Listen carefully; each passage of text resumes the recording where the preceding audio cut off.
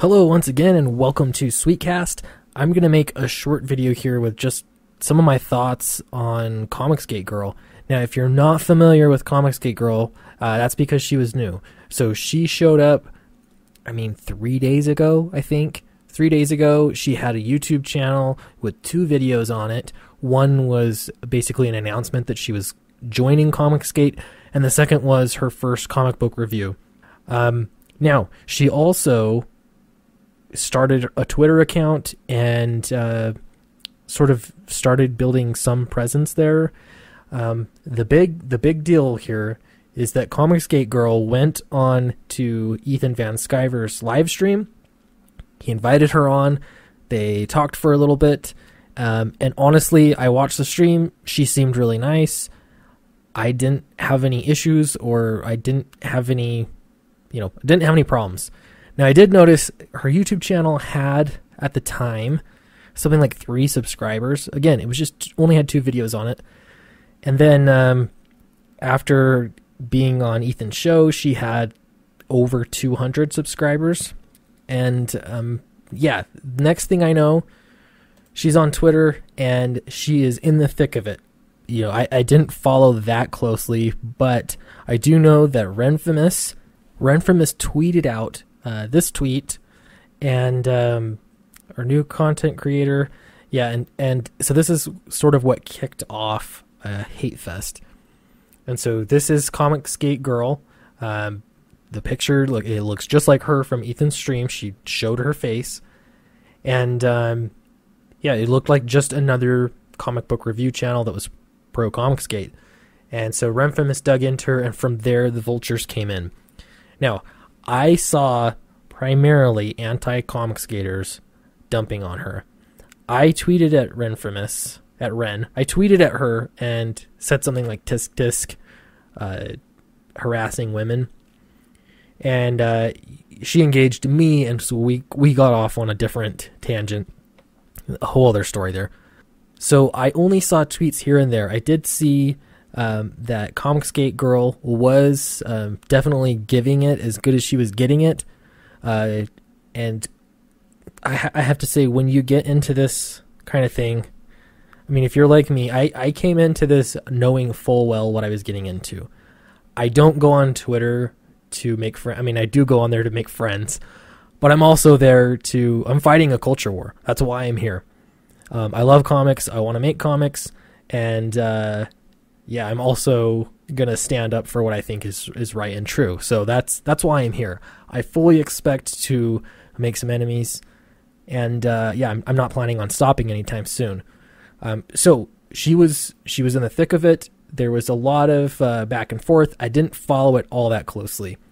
However, I checked Twitter again. I think it was the end of the day on, this would have been, Tuesday night? Yeah. And ComicsGate Girl's Twitter was closed down. Her YouTube account does not exist anymore, her YouTube channel. And now, as I'm on there, it looks like there's, I guess, a Twitter account, but all the tweets are gone. There are a few followers back, so I'm not sure exactly what's going on. Okay, so I wanted to give a few of my thoughts, though. So a lot of people have been looking into this, and I've heard that there are some on the ComicsGate side of things that were jealous of that attention that she got from Ethan and getting on his show. And I feel like I should address this. So one of these theories is that she was some sort of troll or Trojan horse, and she came on to cause problems. Now, I don't believe that. I don't. Why? Because if you were a troll and you got onto Ethan's show, what better place to start trolling? She didn't do anything like that. She seemed really nice. I don't know if she was trolling, what she had to gain. So I honestly don't believe that. I've seen no evidence to support that. I only saw evidence that she was getting dogpiled on Twitter. And now you have YouTubers, and I'm not gonna give any names because I don't think it's healthy. But there were some YouTubers who were glad that she was gone, or felt like she was up to something nefarious, or they were just straight up jealous. Now, I can tell you my channel's small. I'm over 300 subscribers. I'm grateful for that. Getting to that first 100 was a grind. The fact that she got onto Ethan's show after a couple days, just 2 videos into it, and he featured her, he did a little interview, and her subscriber count went up above 200. Good for her. Honestly, good for her. If you own a YouTube channel, it's up to you. You don't expect to be given subscribers. I have not been on Ethan's show. I would love to be on Ethan's show, his live stream. That would be great. I would love to be on the Umbrella Guys show. I mean, let's talk. However, if nobody has me on their show, I'm still here. It doesn't affect what I'm doing. I'm still making videos. I'm still, grinding my way to get subscribers. It's on me. Nobody owes me anything. The reason I'm saying this is not to wag my finger at anybody that was jealous. What I am saying is stop for a moment to take a step back and reevaluate.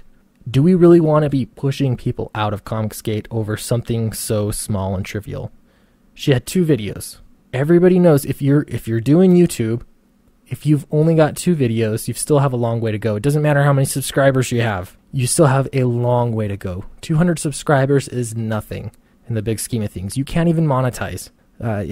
It's not about the money. And I'm cutting into my pre-recorded video here just to add a little update. I'm really trying to keep ahead of this so I don't have to record on Thanksgiving Day and still post a video every day. But new development, ComicsGate Girl is back, Ava Marie, and she's got a Twitter account back up again. I did send her a private message and asked her a little bit about the situation and asked her why she left and if she's planning on making YouTube videos again. She did say that she is planning on bringing her husband on board to also contribute to the videos, so that way I guess there's strength in numbers.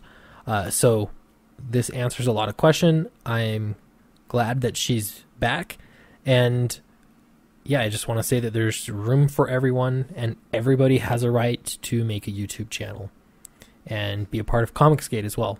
So this is basically a call for politeness on ComicsGate's side. I mean, we're on a team. We think differently. We have different viewpoints and opinions, and that's okay. But when I hear about, people being awful on Twitter, I usually think that it's people like Ren here or people on the anti-ComicsGate side. Because that's where I'm getting the vitriol. I haven't had any bad experiences with any ComicsGaters. Everybody's been quite nice to me. So that's what I know. Let me know in the comments below what you think. And like I said, getting subscribers is a grind. So if you don't mind, if you haven't yet, please subscribe because it really, really helps me out. And, whether you do or not, I'm still going. So I'll see you in the next episode.